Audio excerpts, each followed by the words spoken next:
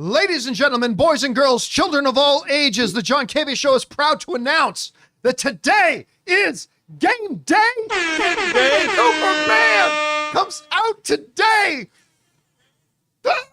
It's here. It's actually here. It's game day. The true, unadulterated, pure, gorgeous, beautiful game day is here. We're going to go see Superman in a few hours. Very excited. Hey, guys, this is the John Campea Show. Welcome to the show. My name's John Campea. Good to have you here. I'm joined on this game day by Jonathan Voico. It is I, one and the same. Robert Meyer Burnett. Are you dapping?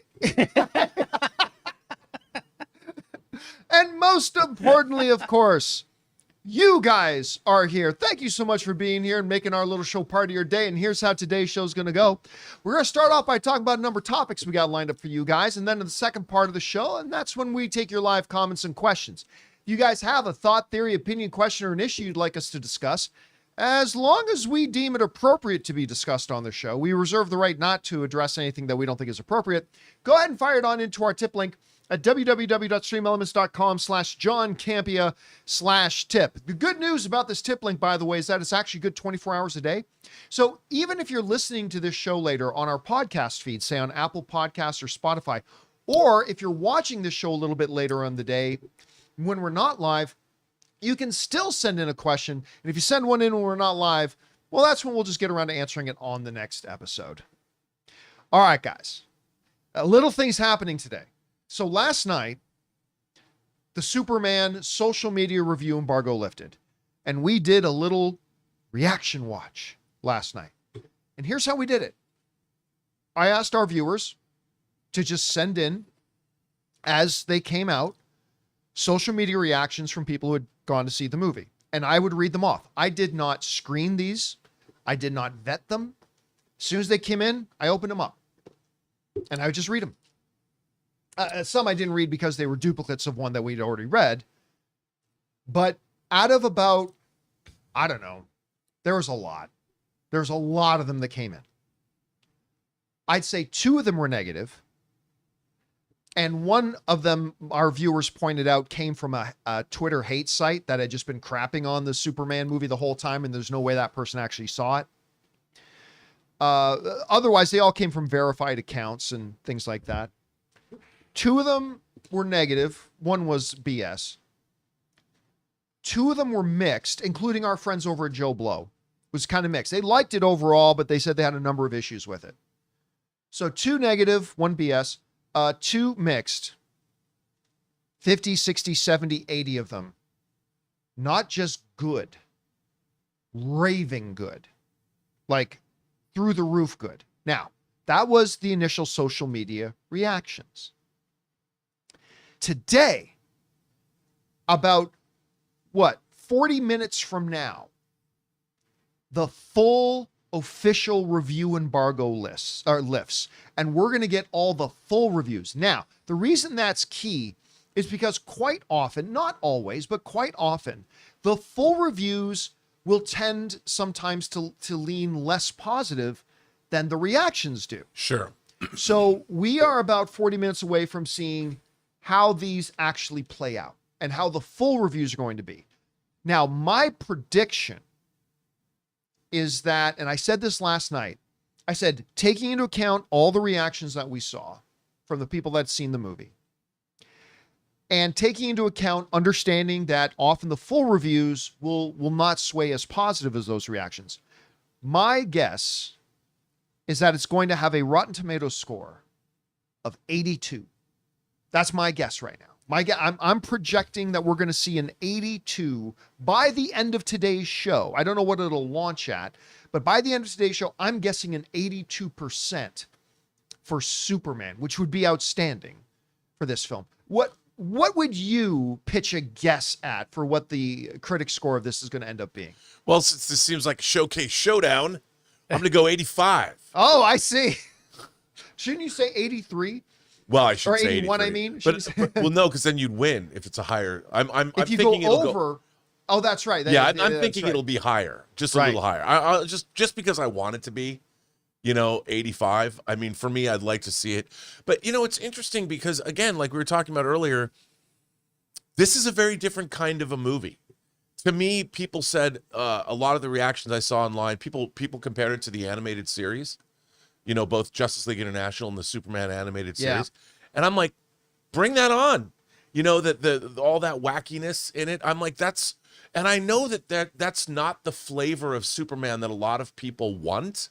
But for me, we've never had it before. Yeah. So I'm like, I can't wait to see this frothy, heady mix of gooey, chewy goodness that it particularly appeals to me. So I can't wait to see it. I'm hoping, look, there's a possibility, John, it might not work for me. I don't know. I have no idea. Listen, I've had many films this year. This is what I've been trying to temper my own hype and expectations with the fact that there have been many films this year that I had high hopes in, high belief in, high hopes for, all that kind of stuff, that I was like 100% of the belief that this was going to be good and walked out disappointed. I mean, even just in the last month and a half or so, 28 years later was not as good as I was hoping it would be. Jurassic World did not end up being nearly as much as I was hoping it would be. What was the other one Elio, the Pixar film? Yeah. Was not good. I mean, it wasn't bad, but it wasn't good. I mean, I just feel like this year has been a long succession of films that I had a lot of hope in and walked out disappointed for. And I keep reminding myself of that going into Superman today. So I don't know, man. Like, we'll see. We'll see. But I am very excited. Now, again, we are going to leave that issue for last today. Sure. But I'll tell you this, though. The most common thing that we saw in all the reactions was, I mean, everybody loved David Cornsweet. Everybody loved Nicholas Hoult. A lot of people are saying Mr. Terrific is the breakout star of the movie. Everybody loves the action. There were a number of comments about there were moments in the film where the CGI gets a little wonky. It might be just from the sheer volume of CGI. But the one most common refrain that I heard from the majority of all the reactions was a variation of, this is the first time I've actually felt like the pages of a comic book just jumped out of the book and onto the screen. They're saying this is quite often a lot of people said this is the most comic accurate comic book movie they've ever seen. That's kind of the impression you've had going in, right? Like you've mentioned that a few times. Yeah, because look, the funny thing about even seeing the Richard Donner movie, I saw in the theater opening weekend, and there's a conscious effort to place the superheroes in the quote unquote real world. I mean, that was true beginning with Richard Donner's Superman. I mean, Tim Burton's Batman takes place in movie world. I would dare say even Sam Raimi's Spider-Man takes place in a heightened real world. But this is the first time that we've seen a superhero movie that totally embraces, I guess you could say, like maybe Joel Schumacher's Batman movies go. I'm going to mention one other. One of the most, other than Man of Steel, maybe Green Lantern. And maybe Thor, the first Thor movie that directed Kenneth Branagh. Mystery Men. That's a movie that totally embraced its comic book world. I think that is like one of the most underrated films ever. But anyway. But I think that this, because it has it doesn't just have one aspect of comic books. It's got like 100. Yeah. And it is really like reading something, I would assume, like from a shared, the DC universe. That's what I'm really looking forward to, that feel. How does he make all of that work? And James Gunn's good at that. Juggling those things. I mean, who would have thought Groot and Rocket would have been as affecting as they were, but they were. They worked. Well, very excited about it. And again, we are now 25 minutes away.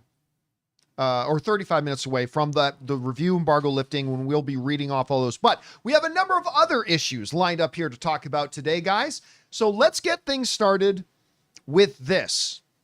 Of course, I think Dune 2 is the single best movie I've seen in the last 10 years. I just think it's that good. That's how overwhelmed I was by the sheer scope, scale, and audacity of that movie. I think it's the best movie of the last 10 years. So, but I've also been very nervous about Dune 3, which we'll talk about why in a second. But two big pieces of news about Dune 3 have just come out. Piece of news number one, they've started production. The film is now shooting. So Denis Villeneuve has got to get through doing this one, and then he'll move right on to start directing the next James Bond film. So I expect to hear a casting announcement of the new James Bond probably within the next month or two, to be honest with you. So that's the first big news about Dune 3. They have started production. The other big piece of news, we've got an official title for the movie. Variety reports this. Denis Villeneuve's Dune 3 starts will shoot on IMAX cameras, has an official title. Says this, what's in a name?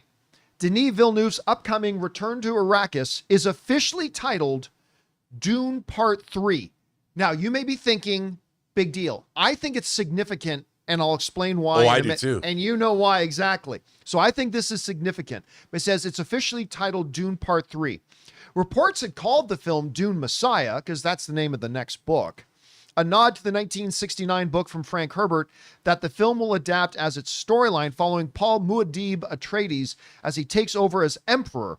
On Rent-Track, the film is listed as Dune Part 3. The film will also include sequences shot with IMAX cameras. However, Dune Part 3 will not be entirely shot with IMAX cameras like The Odyssey is. Following in the footsteps of Christopher Nolan's The Odyssey, which is the first and so far only film to be produced that way. Okay. So, first off, the thing's shooting. You know the word I love that I made up? The Groceries? Tangibility. The tangibility. The tangibilization. Tangibilization, yeah. Is the word that I made up. Tangibility is a real word. I made up the tangibilization of Dune Part 3. Timothy Chalamet, Zendaya, they've all got boots on the ground. They're out there right now actually shooting Dune Part 3. So I'm insanely excited about that. Can't wait for that popcorn bucket. Fleshlight Part 2. Just call it the Fleshworm. Fleshworm Part 2. That's a catchy IP name for your product. Fleshworm. So that's great. I'm excited about that. But I love the title, and I'll tell you why. As much as I really, really love Dune Part 1, and I think Dune Part 2 is the best movie I've seen in the last 10 years, I have been very nervous about Dune 3 because I don't love Dune Messiah. And I think there's a number of things in Dune Messiah that are not going to hit well with the audience. Like with a movie-going audience, I think there's a number of things that happen in the story of Dune Messiah that will not do well for an audience at all.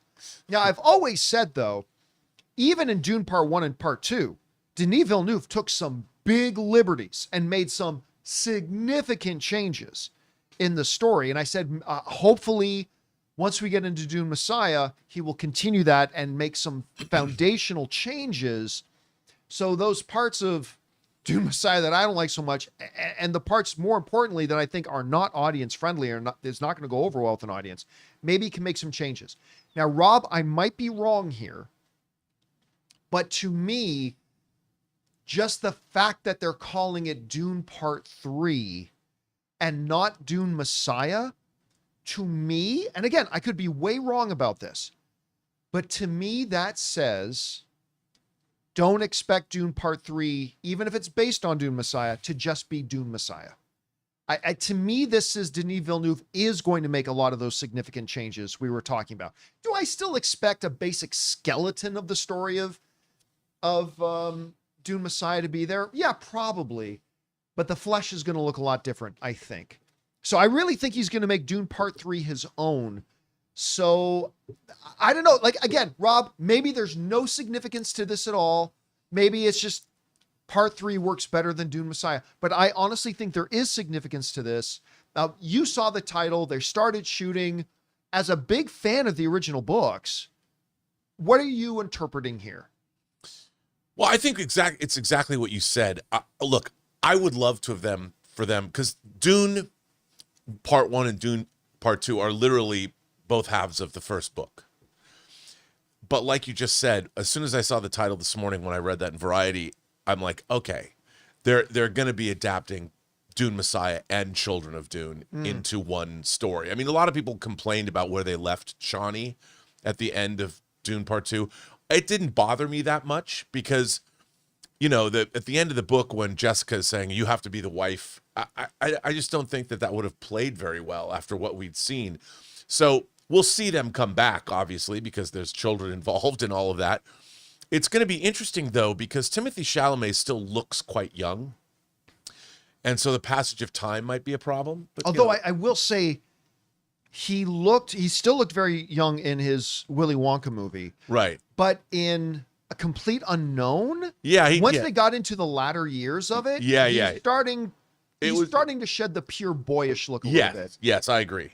So look, whatever they do, I'm really excited because adaptation's adaptation. I never expect anybody to make exactly the book that you read. Some of the greatest movies. I mean, Jaws is a significant departure from the novel. Yeah, and Jurassic Park was a significant. Yeah, and so that doesn't bother me. I can't wait to see what they're going to do with this movie. I'm very, very excited about it. And if they made it a 3-hour epic, bring it on. Well, I mean, I kind of have no doubt because if you were right, and I believe there's a good chance you are, that Dune Part 3 is going to be kind of an altered amalgamation of Dune Messiah and Children of Dune. Well, you can't do those two. You can do Messiah in under 3 hours. You can do Children of Dune in under 3 hours. I don't know how you do an amalgamated cross between and mashing together of Dune Messiah and Children of Dune in less than 3 hours.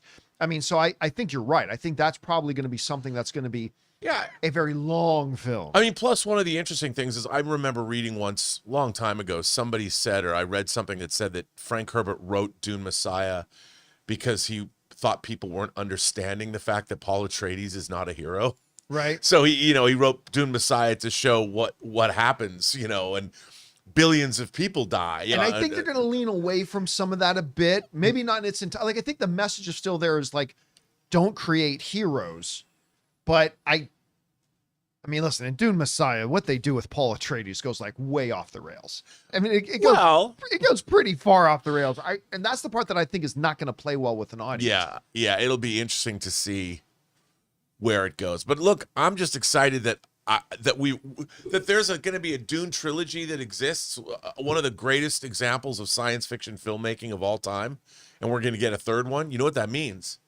That means there's going to be a great box set of steelbooks of the 4K There discs. probably will be. And listen, we all know that with these trilogies, quite often the hardest part is to stick the landing. Yeah. And we're going to see what Denis can do here with Dune Part 3. Anyway, guys, question is for you.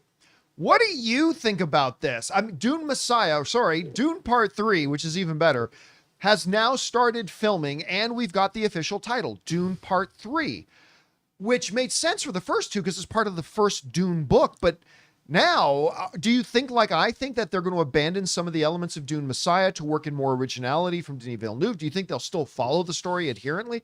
Whatever you guys think about it, jump down into the comments section below and let us know your thoughts. All right, guys. With that down, let's move on to this. Rob, I am nothing if not a fair man.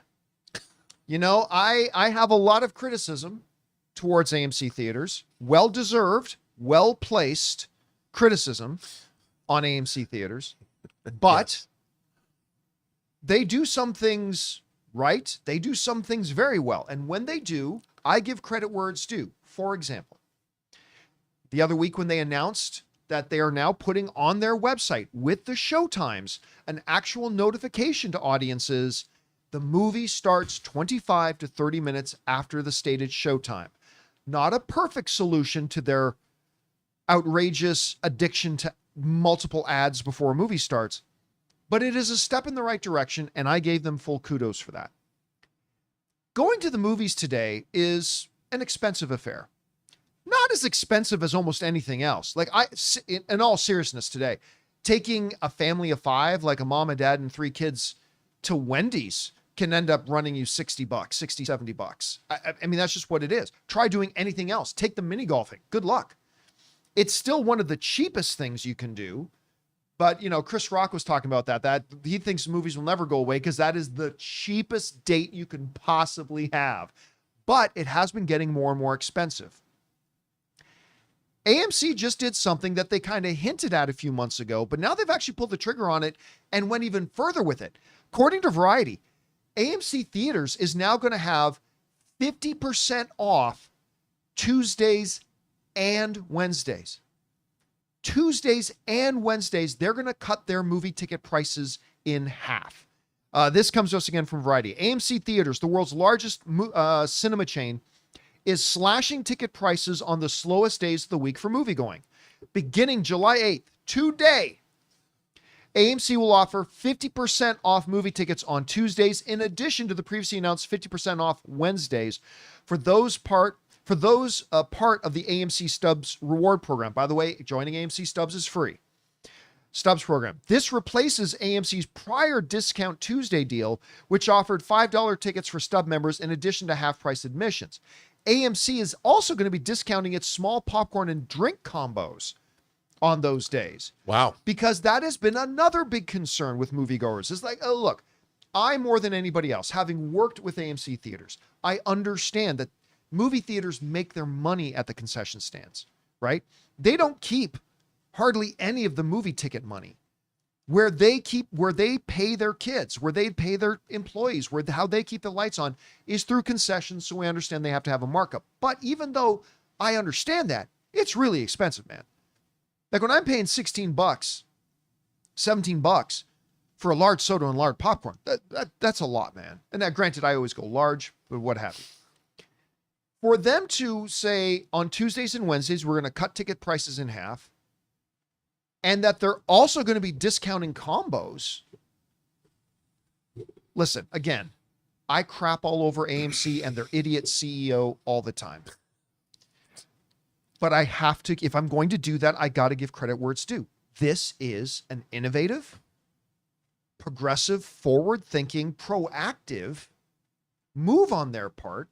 And I gotta give them credit. I think this is a great thing for them to do. I love that it's not just one day a week. Because, we all grew up with like $5 Tuesdays or whatever. But for them to like spread this out now over 2 days, also offer discounts on those days for some of the concessions, I think this is a good move. This is a customer-friendly move. Because a lot of the moves AMC does is completely the antithesis of customer-friendly. They're the opposite of customer-friendly. But moves like actually letting people know the movie is going to start 25 minutes after the advertised showtime. That's a customer-friendly move. Yeah. Discounting Wednesdays and Tuesdays. That's a customer-friendly move. Giving discounts on some of the combos. That is a customer-friendly move. In an industry right now that doesn't do a lot that's customer-friendly, and AMC is one of the main culprits of it, by the way, but this is a good move, and I got to praise them for it. I think this is great, and I think we're going to start seeing more people going to movies on Tuesdays and Wednesdays. Anyway, Rob, you saw this move. Good move. Not enough of the move. More to be done kind of. I don't know. How do you look at this? No, I think it's a great move. I mean, I hope that it bolsters, they take away 50%. I hope it bolsters their movie-going audiences by, 50 or 100%. I think it's great for families. I think it's great, they're not saying it doesn't work for first-run movies. So if a movie's been out for less than a week, you can go see it with your kids at a discounted rate. I think doing this week for Superman, it's making a statement, because they're saying to families, hey, we know that this is the kind of movie that you want to come see, so why not come see it during the week? I think they picked this perfect week to launch the program, I think purposefully. So next week, your kids are out of school, you have, say, a family of 3. That's a significant savings. So I think it's a great move. Adam Aaron, good for you, buddy. Good for you. Well done. You freaking moron. You did something right. But listen, I also got to say this, though. This is a good time for me to throw this in. The best thing AMC has ever done, besides hiring John Campea to run their YouTube stuff, that was probably the smartest thing they ever did. Aside from that, No doubt. Maybe a close second, the best thing they've ever did was introducing AMC A-List. And I would not be doing my responsibility as your fellow film fan if I didn't point out that the Tuesday half-price tickets are great. Wednesday half-price tickets, great. Some reductions on combo prices, that is great. But I still do got to say to you guys who are my fellow film fans, the best deal is still A-List. because like for $28 a month, like if you go to more than one movie a month, this automatically becomes a money saver. I just brought this up here. So take a look at this. Like with A-List, you get 4 movies a week. That is 16 movies a month. The ticket prices for 16 movies in a month, even if you don't go, 5 movies a month, is going to triple the cost of just what getting A-List does. This gets you 4 movies a week, and unlike Regal, and Regal has a really good program too. I like Regal's program a lot, but with Regal's program, you got to also then pay extra if you're going to go see it in IMAX. You got to pay extra if you're going to see it in 40X. With AMC A-List, it's IMAX. It's, if you want that pathetic 3D, go see 3D. Knock yourself out. It's Prime. It's Dolby. It's whatever. It's all included. 4 movies a week. Your online ticketing fees waived. So 0 online ticketing fees. One of the things that I take advantage of the most, I must confess, is the free upgrades on soda and on popcorn and soda. Sure. So I get the larges, but I only pay for the mediums. You have no idea how much money that saves me. Like over the year, it's a bunch. Free large popcorn and fountain drink on your birthday month. No charge for the premium events, and you still earn points for the money you do spend. Right. So on top of the free movies, on top of my discounted sodas and stuff like that, but every 3 or 4 trips, I'm buying my stuff for free just from my points. Look, what they're doing with Half Price Tuesdays and Wednesdays and the discount, those are great, and kudos to AMC for doing it. But I just got to tell you, my fellow film fans, if you live near an AMC theater and you are a movie fan, you got to get A-List, man. You have to get A-List. They can still take advantage of the 50% off on the combos, right? At the concession. Yep. So. If you go those days, Yeah. if there, you can still, so you, even if you have A-List, get your ticket for free and still get the discount on the combo, except because you're an A-List, you can then upgrade that from a small to a medium and get it. I mean, it's just really what you should do. So great move by AMC, but I'm still telling my fellow film fans, if you live near an AMC, you got to get AMC A-List. If you live closer to a Regal, get Regal Unlimited. It's not as good as A-List, but it's still great, and it will save you a ton of money. And as a lot of people keep writing in to say to us, Rob, we have people who are A-List members writing all the time say one of the best things about A-List is that they end up going to movies they otherwise maybe wouldn't have gone to because, well, it's free, and they go and they get to enjoy movies that maybe they wouldn't have checked out otherwise. So anyway, it's a great thing to do. But again, full marks to AMC. Good move on their part. Let's see if they actually stick to it. All right, guys. With that down, let's move on to this, shall we? You know, last week, I don't know if you noticed this, Rob, the calendar changed. No. We hit the month of July. Really? I know that because today is July 8th, which is game day, Superman Day. But yeah, last week marked the end of June, which is the official halfway point of the year. So I thought it might be fun for us to take a couple of minutes here and talk about our 10 favorite movies of 2025 here at the halfway point. Now, like most years, a lot of the film's best movies are going to come out in the second half of the year, especially as we get closer to Oscar season. But we are at the halfway point, and we've had some wonderfully fun movies. A lot of disappointing ones that I talked about earlier. But we've had some really great fun movies. And I thought each of us could go through and give our top 10 list of the year. And I will get us kicked off here. Okay. All right?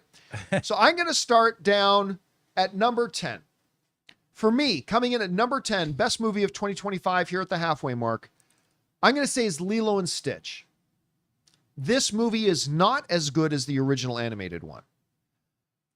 But man, despite some of the shortcomings the film has, it had an idiot grin on my face most of the movie. I was just smiling and endearing.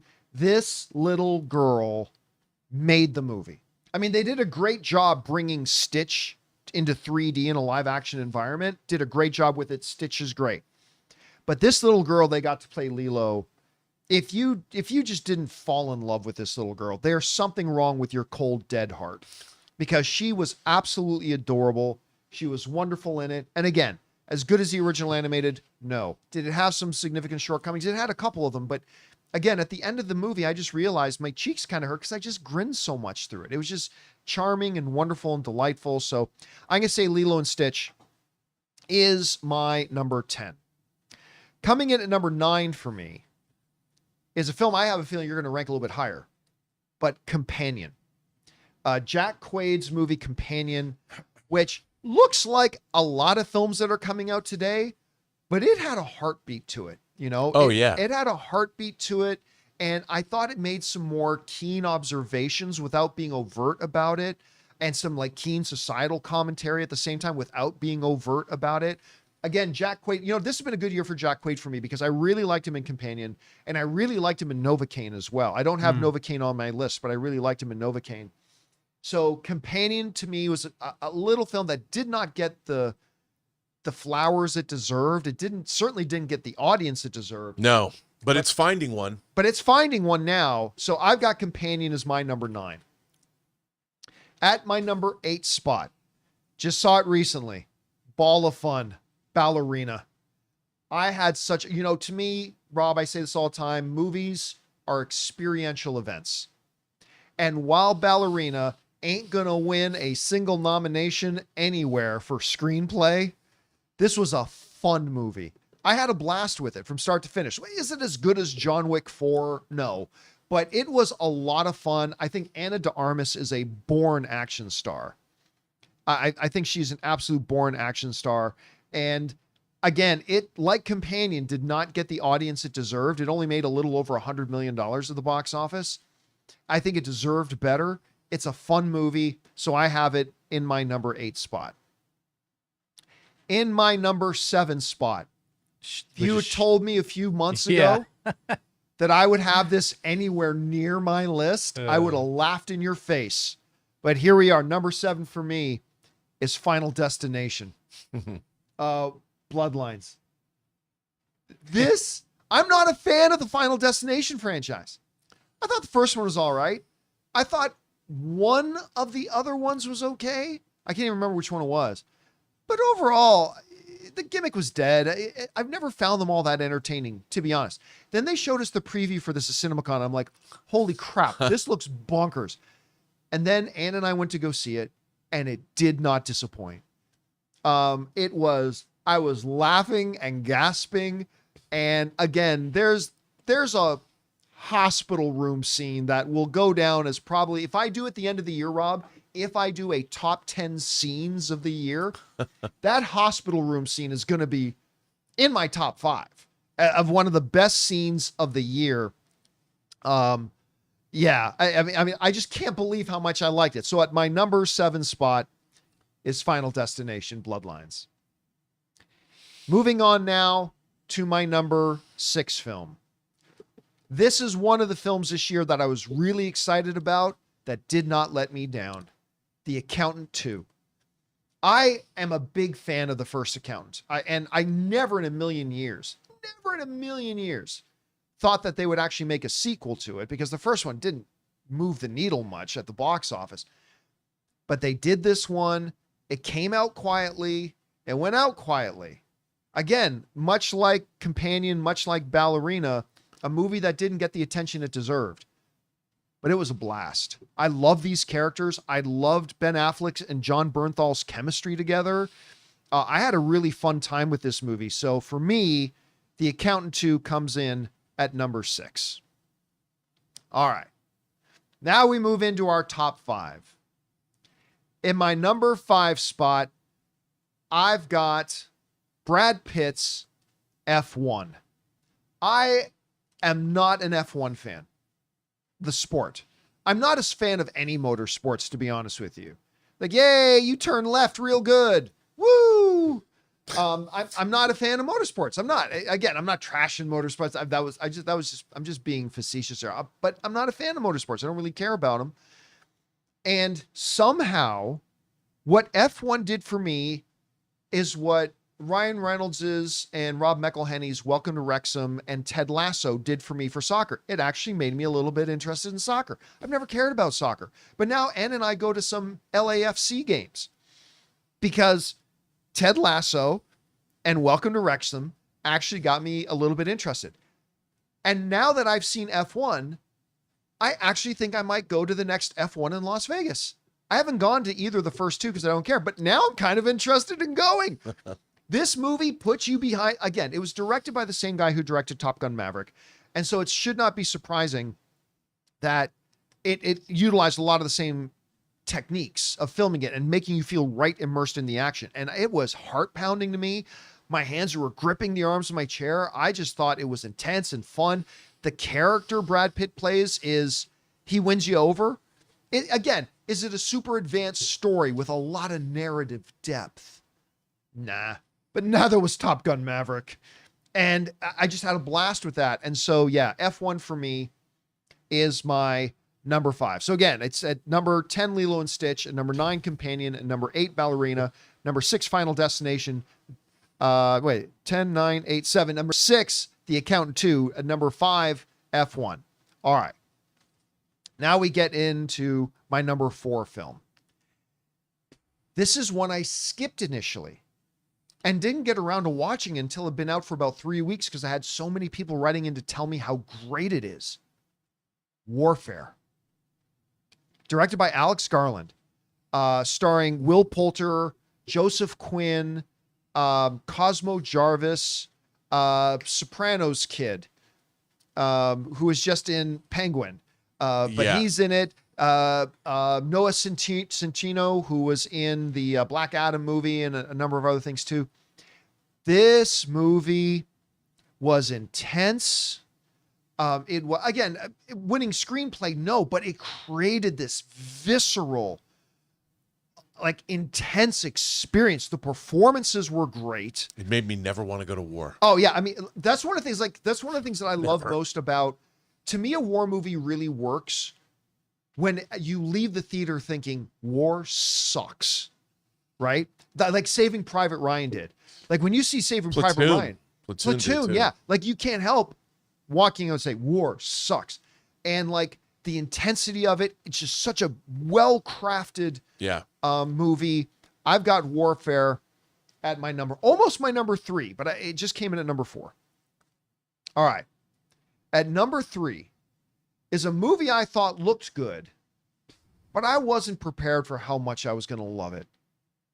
It might surprise you, I got it in my top 3, but How to Train Your Dragon, the live action version, is in my top 3. They showed it to us at CinemaCon back in April. And I remember 5 minutes into it, it was not working for me. I was almost ready to tap out. And then it just changed gears. And everything else through the rest of the movie was entertaining and charming and endearing. And I felt like there was not many dry eyes in the theater by the time we got near the end of the third act. I was getting emotional. I turned to Anne. She's like weeping and crying. It's fantastic. They did a great job. Again, am I going to say it's better than the original animated one? I'm not going to say that. But it was way better than I thought it was going to be. And I thoroughly enjoyed it. I've seen it a couple of times. So I've got How to Train Your Dragon at my number 3 spot. In my number 2 spot, a movie I thought they were stupid to even announce, let alone make. And it's my second favorite movie of the year so far. Marvel's The Thunderbolts. I just can't get over how good this movie is. Especially considering that Marvel has been cranking out a lot of mediocrity lately, and especially coming off of Captain America Brave New World, which I just did not think was very good at all. And a number of their television shows haven't really worked. A couple of them have, a couple of them haven't. So I had some belief because I like the collection of characters. I really like the director. I had a belief this could be good. I wasn't prepared for just how good the movie was going to be. You know, the character interactions were great. The dynamics, the background, the right amount without spending too much on any one particular character. It was clearly really Yelena's movie. Yelena and Red Guardian more than anything else. But Bucky was great in it. Discount Captain America was great in it. This movie was just, it had been a while, Rob.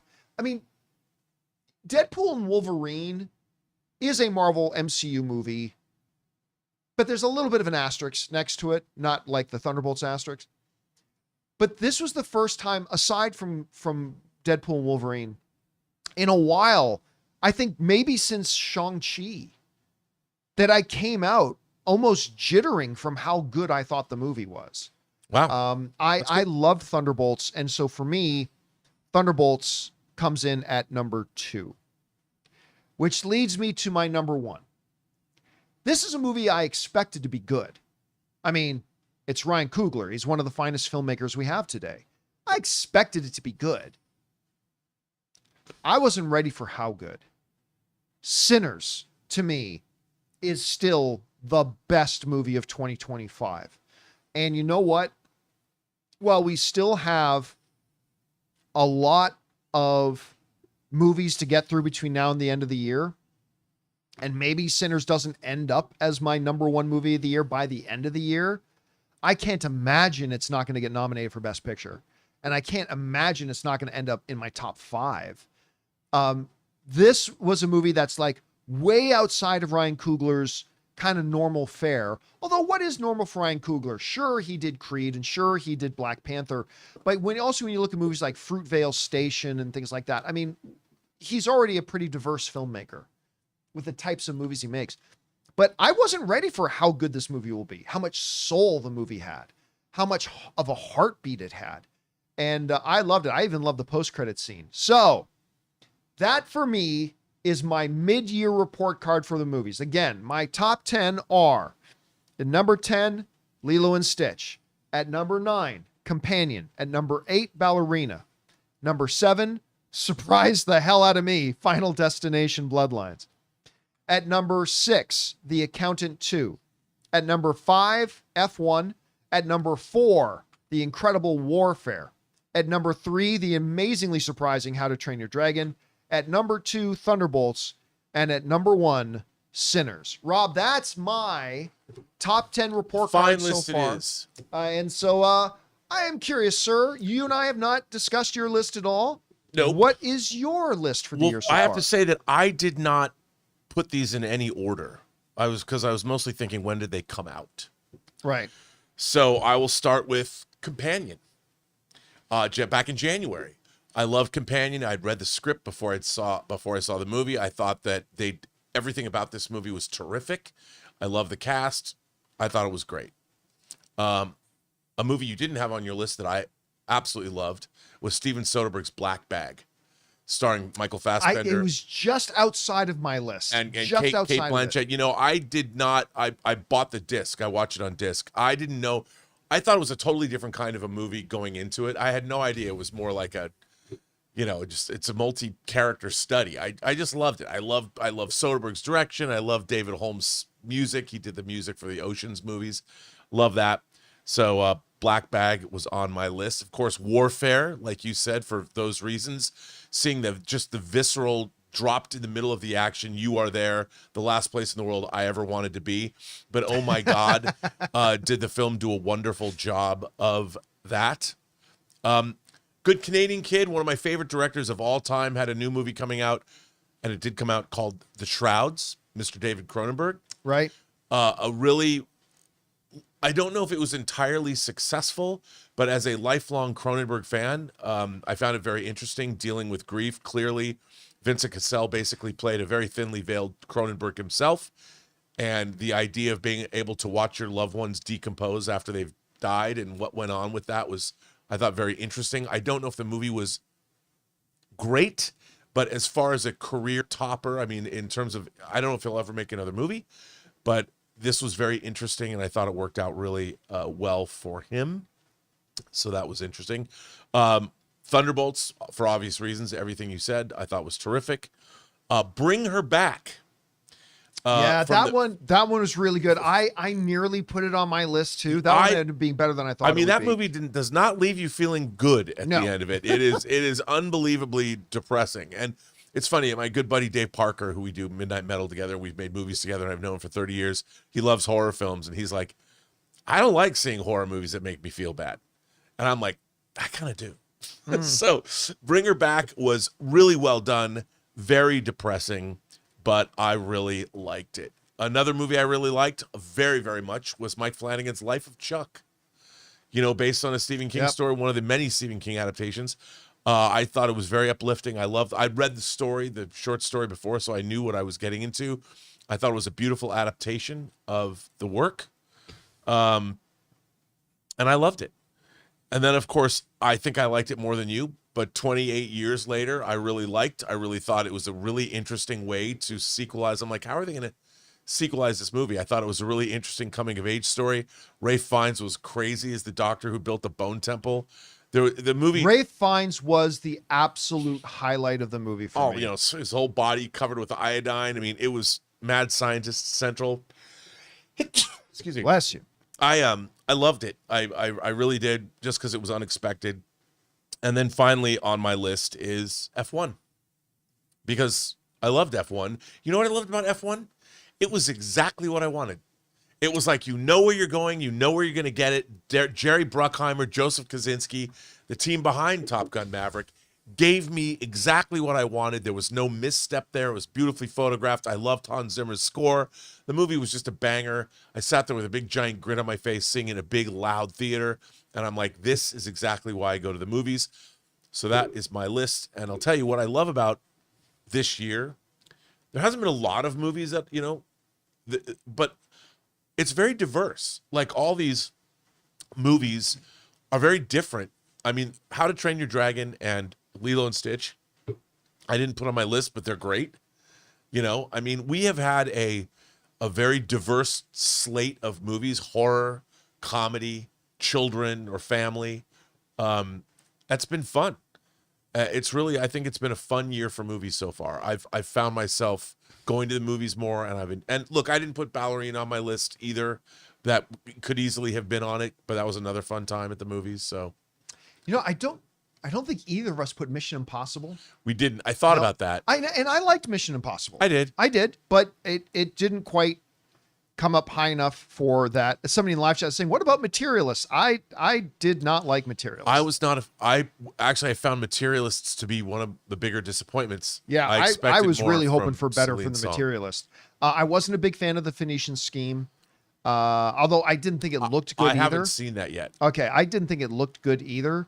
And so I didn't go ahead and see that one yet. Or I didn't go ahead and, even though it's not one of my disappointments of the year because I wasn't expecting much Yeah, and a lot from of it. people told me it's great. Yeah, I saw So- a few people say Escape, and then that kind of fell off a little bit as more and more reviews started to come out.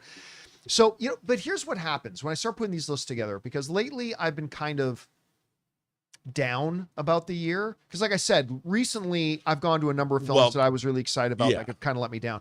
But this happens at the end of the year too, every year. I always think, well, maybe this wasn't that great of a year for movies. And then I start putting together the lists. And I'm like, holy crap, like I liked Mission Impossible. It's not even on my mid-year report card top 10. And I like that movie. And there have been a number of movies that I've really enjoyed. And we are only in the first half of the year. Again, every year, the best movies usually come out in the second half of the year. Oh, yeah. Or at least a majority of the best movies come out in the second half of the year. That's when we get into our Oscar contenders and get closer to the Christmas season. A number of people ask me about Minecraft. I was not a big fan of Minecraft. No. Which, again, makes me dead to my friend's kid, but it's Although all right. I do think, as far as it goes, it could have been a lot worse if they were making a Minecraft movie. I mean, the fact that they had Nacho Libre, the director of, I'm surprised that there's a certain wackiness to it that I didn't expect.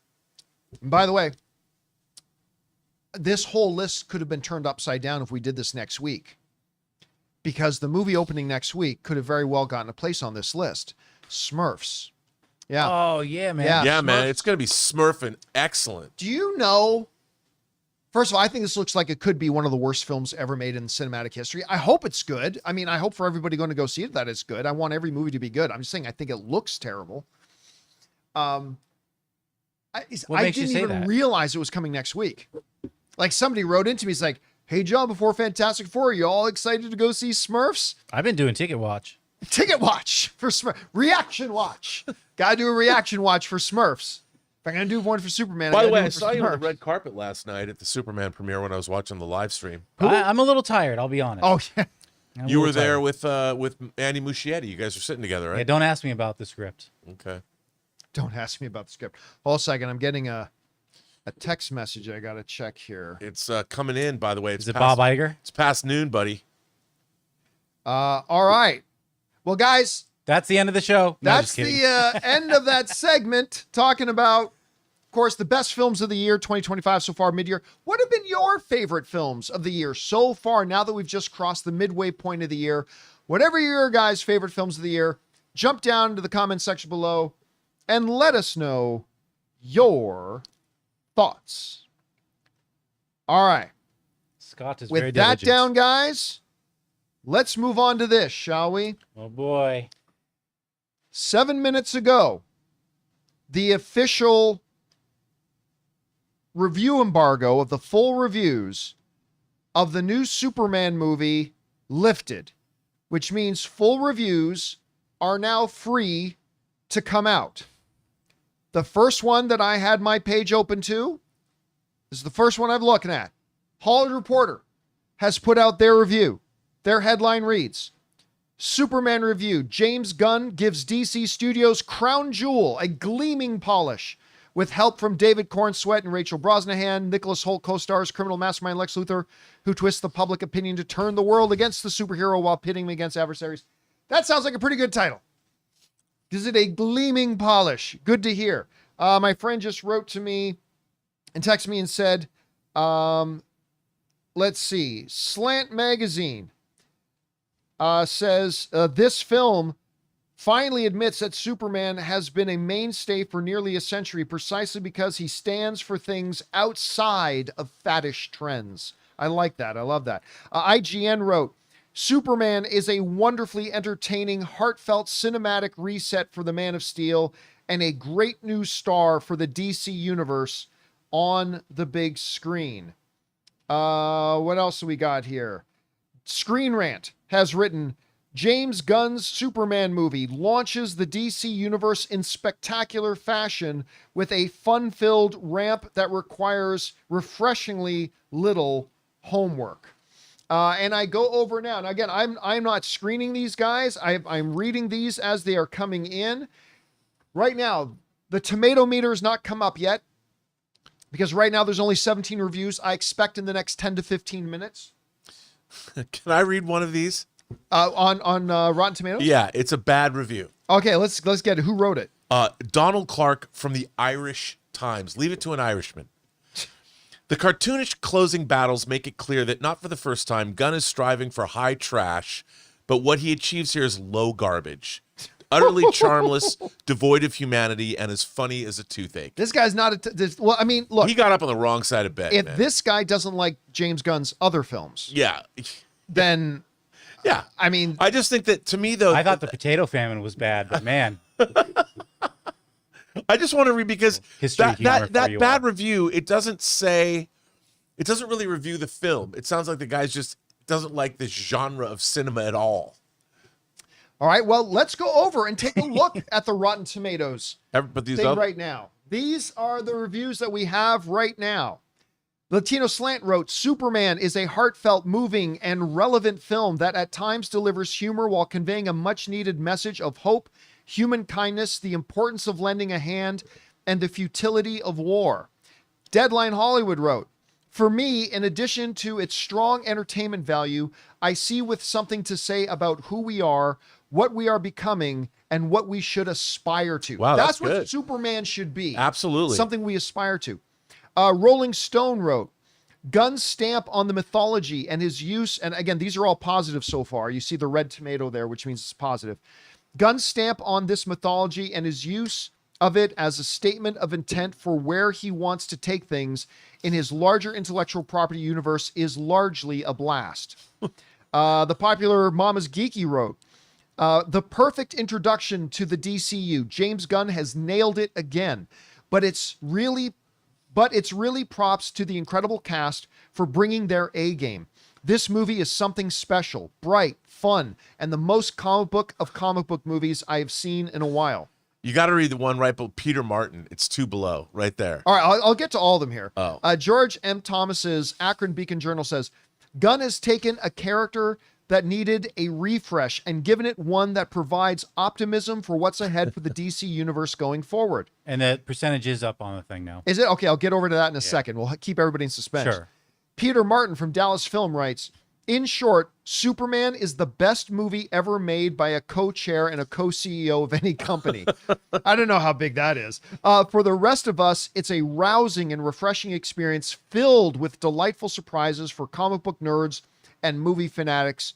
The USA Today liked it, saying, the movie features pervasive positivity, one really cool canine, and a bright comic book aesthetic. And while this fresh superhero landscape is extremely busy and a bit familiar, it also feels lived in and eclectic.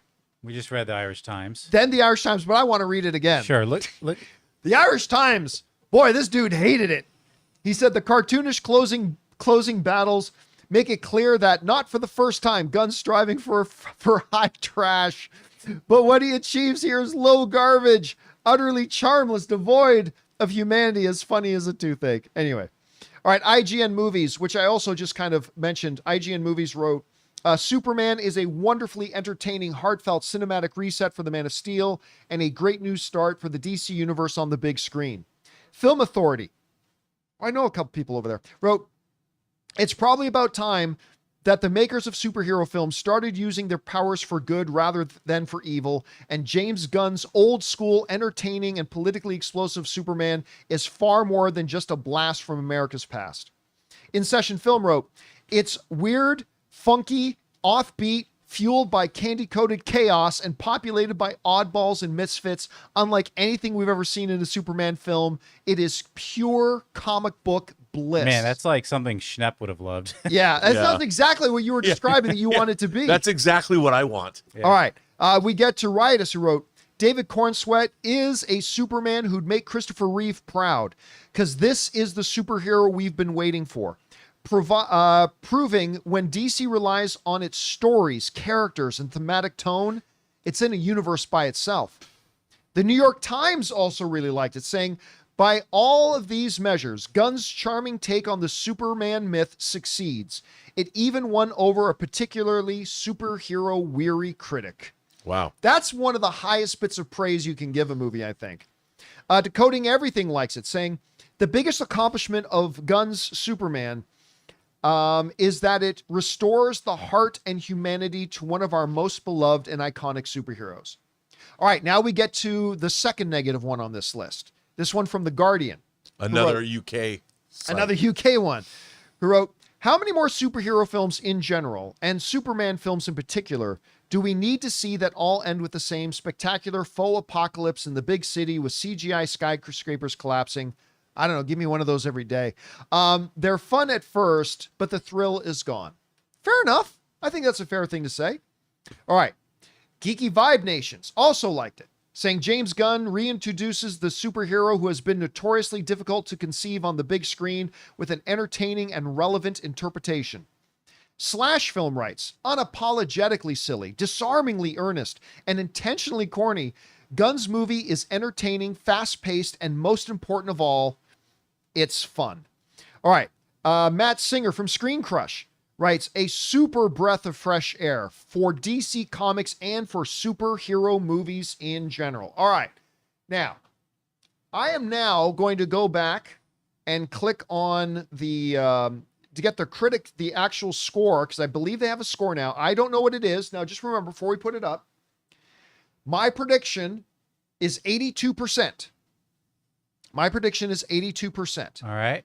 So we go over now, and we have 89. Oh, yeah. You took the over. It was 91. It just refreshed to 89 because it was 55 reviews, now 72. 72 reviews. Now sitting at 89%. Go up, go down a little bit. Let's go over and take a look at some more. Let's see. Daily Telegraph. Oh, a good one from the UK. Okay. Writes, in a genre famous for feints and teases, Gunn's kitchen sink approach feels refreshingly generous, and his excitement for the character shines through. Comicbook.com liked it. It says, what makes Superman work is the same thing that has made Gunn's other adaptations so beloved as a filmmaker. Gunn is unafraid to embrace the comic book elements at the heart of the source material. And then another UK one that didn't like it. Kevin Mayer from the Times UK wrote, Gunn approaches the nerd sphere's most celebrated property like a giddy amnesiac who has missed the precipitous rise and fall of multi-character Marvel superhero movies and is instead stuck somewhere in the early 2010s. What does that even mean? I'm not The really... early 2010s, like what? When the Avengers came out? That's what he's saying. He's missed the boat on the rise and fall of multi-character Marvel. Here's so far, movies. at least with two of those three that we read, is that their main issue, and they shouldn't even be reviewing comic book movies because their main issue is comic book movies are over. I'm sick of the genre. Right. So I don't like this movie. Well, then don't review genres you hate. Well, you know why? It's because we defeated them. We're a colony of the UK, and now we're not. They're just mad. It's truth, justice, the American way. All right. Julian Roman of MovieWeb wrote in the positive review, say, James Gunn leaves an incredible mark on Superman with an audacious launch to the DC Universe's Gods and Monsters era. David Cornsweet soars as a hero who's both tough and vulnerable, matched by a fantastic Nicholas Hoult as his diabolical arch nemesis. What to Watch, which I believe is a UK outlet as well. I might be wrong about that, but I think What to Watch is from the UK. Anyway, they didn't like it. They said, James Gunn puts his stamp on Superman, but a few standout parts are greater than the sum of the movie that will likely entertain, but fails to truly fly. All right. I mean, I'll take that as a negative review. It's going to entertain, but fails to fly. That's not bad for a negative one. The guys over at Mashable write, and they liked it. They say, it's a promise of something greater on the horizon. This is at once fitting for the tone of this new Superman, a folksy, optimistic Boy Scout, and a tremendous bummer for anybody hoping for this to be the next big landmark blockbuster. Okay, so the last one wasn't that bad of a negative one. This isn't that great of a positive one. Right. It just still good. Just kicked it over the line for him. Anyway, so I'm going to go back to the page, but I'm going to refresh it again. It is now at 86 with 80 reviews in. So remember, my target number was 82. I know. Yeah. By the way, you want to know... I said by the end of today's episode, it will be 82. Do you know what the tomato meter was on, or is on Man of Steel? 51. 57. 57. Splat. Okay. Yeah, again, Man of Steel, again, still my all-time favorite Superman movie is Man of Steel. And, I mean, to this day, I can't mention how much I love the movie without getting a bunch of comments from people. Superman, Man of Steel sucks. And that's fine. If movies are subjective, if Man of Steel didn't work for you, that's great. I personally, obviously, you guys all know, I love Man of Steel. Too. I love that movie. So it is what it is. But clearly, this is one that's going over with people better than Man of Steel did. I don't know if it's going to go over better with me. Right. Sure. But then again, I don't need this movie to be as good as Man of Steel. If it is as good, it's going to be very different. I'm going to walk out. If this movie is as good as Man of Steel, I'm going to walk out orgasmic, like absolutely orgasmic. There's your word of the day. Say that in Pee-wee's Playhouse. I mean, you might even 69, dude. You might even get another 50% off popcorn on your way out if you like it that much. Damn right. Look. I just want this movie to be good. That's all. Me too. I don't need it to be the greatest superhero film of all time. I don't need it to be better than Man of Steel. I just need it to be good, man. And more importantly, DC needs it to be good. Because this isn't just a movie. This is the beginning of the rehabilitation of DC's image. Because DC's image has absolutely been, and I say this as somebody who's a fan of every single one of the movies, except for Birds of Prey and Wonder Woman 84. As a fan of all the other movies, and I say this with love, but DC's image to the movie audience was driven to shit. And the audience completely abandoned DC, and the audience never wanted to go out to see any of DC movies again. They didn't like the way it launched. They didn't like the way it finished. This is step one in the rehabilitation. And they need this movie to be good. They need this to be generally liked. And as long as this movie's good, then I'll be happy. Empire didn't like it. Empire was one of the negative ones. Oh, it's bumped up to 87. Again, that's another UK.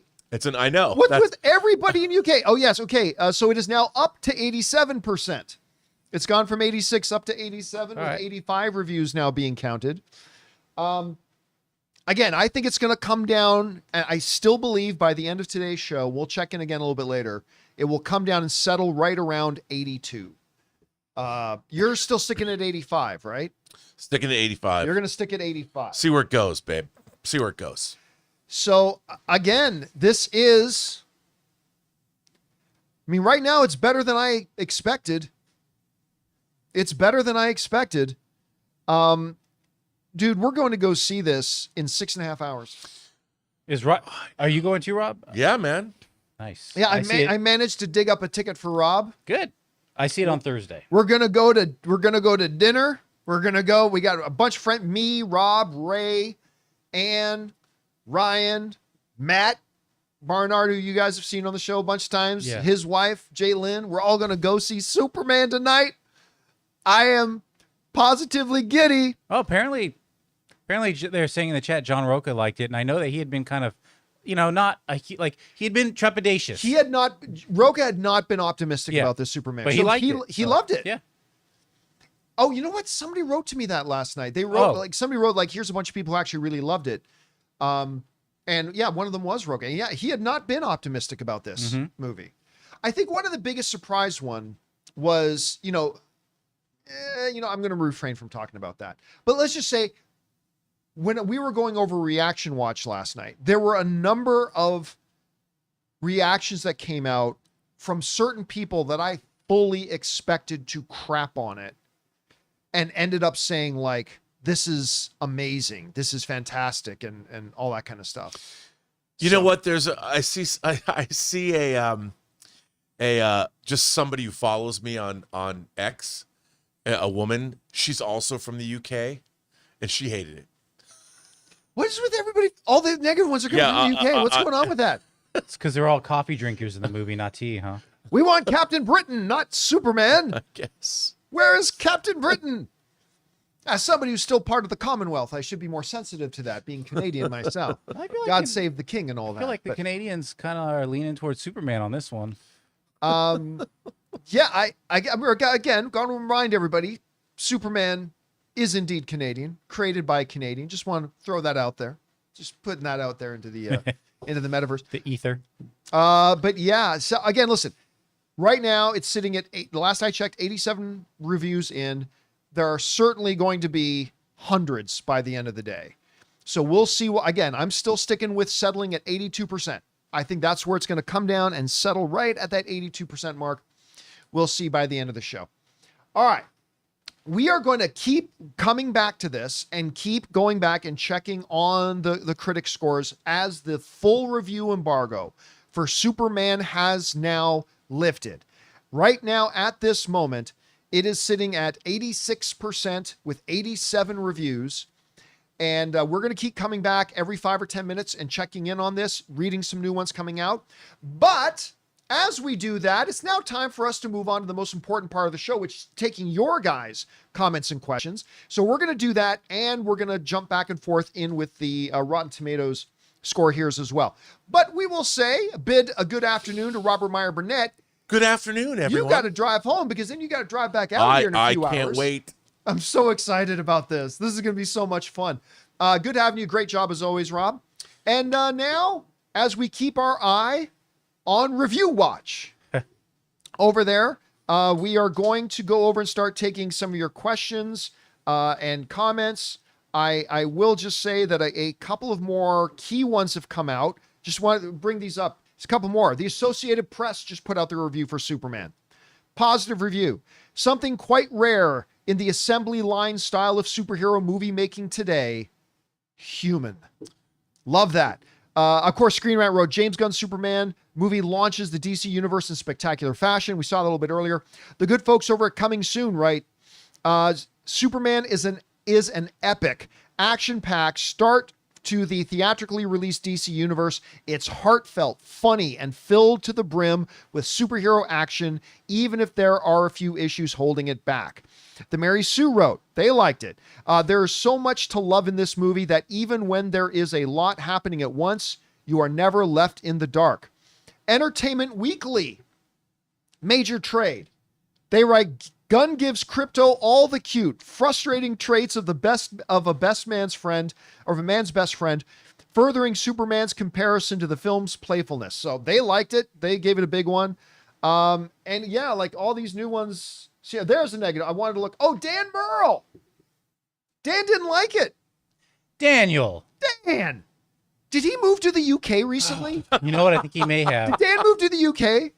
Is it Sir Dan at this point? Yeah. Yeah, I was just emailing with Dan the other day. Straight out of Manchester. So, but Dan didn't. Like Dan said, you don't have to convince me that Superman is great, but you do have to show me why in 2025 I should be invested in this version. We get tons of world building and looking to the future at the expense of right now. Interesting. Again, Dan is clearly no hater. No, and Dan's he's no also a hater great at all. reviewer. Yeah, he's also a great reviewer. Not that I always agree with him on all the movies, Sure. but he's great at breaking it down.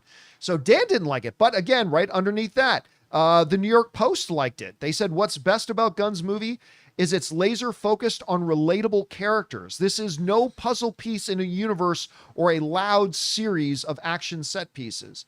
So they liked it too. Anyway, guys, again, we are going to keep coming back. We're going to keep checking in on this. But it is time for us to get over and start taking your questions. So, Jonathan, let's get things going. What do we got up first? Potion Seller says, hey, John, this LA native now living in Australia is going to the premiere of Superman tomorrow, 7th of July here. I absolutely cannot wait and will definitely be writing in to give my non-spoiler reaction. Super hyped for the movie and your spoiler show. I mean, look, I can't remember. It's been Deadpool and Wolverine. That was the last time I've been this excited about doing an out-of-theater reaction. So tonight's out-of-theater reaction is the most excited I've been about doing one in well over a year. So I'm right there with you, man. All right, what's next? Zurg says, how can we be sure that Emperor Palpatine is totally, completely, 100% dead? Perhaps he transformed part of himself into some Horcruxes and arranged for a magical blade to be forged inside of Mount Doom. Star Wars Episode 10, The Revenge of Palpatine. Well, I mean, how could we be sure he was dead after Return of the Jedi? Yeah, she I just mean, absorbed listen, his power. seriously, when I first found out that they were going to bring back Palpatine, I didn't know how on earth you're going to do it. They clearly, definitively killed him in Return of the Jedi, but I was actually open to the idea. I mean, he is the biggest villain, the biggest bad you can have in the Star Wars universe. And I was okay with that idea that they were bringing him back. But how they did it. It's not about the what, it's about the, in movie making, it's not about the what you do, it's all about the how you do it. And they shit the bed so badly in that. The dead speak. How? Don't worry about it. Somehow Palpatine has returned. That's not an explanation. And it was just, don't even get me started. Do not even get me started on The Rise of Skywalker. Don't even get me going on that. Anyway. All right, what's next? We got Basement Movie Reviewer. Sometimes I watch movies with subtitles even after I've already watched them. There are some instances where what I thought I heard was actually completely different dialogue. It's kind of like audio dyslexia. Dude, listen, I'm with you on that. Because I find I will miss things, whether it's because of the audio mix or the distractions or whatever. Every once in a while, I will definitely watch what I'm watching, but I'll put on, not as often with movies, but definitely with series, I'll put on the subtitles. You know, it's funny. A lot of you guys know I just recently went to, speaking of good Canadian kids, I just went to go see The Weeknd in concert. He played at 3 straight sold out nights at SoFi Stadium. And here's the thing. You know how there's that Friends joke about how, hold me close, tiny dancer, where she always thought it was Tony Danza. Hold me close, Tony Danza. We all have those lines, right? There's a very, very popular Weeknd song that I wish I had the subtitles on. It's that one. It's not Blinding Lights, but it's his other most popular one.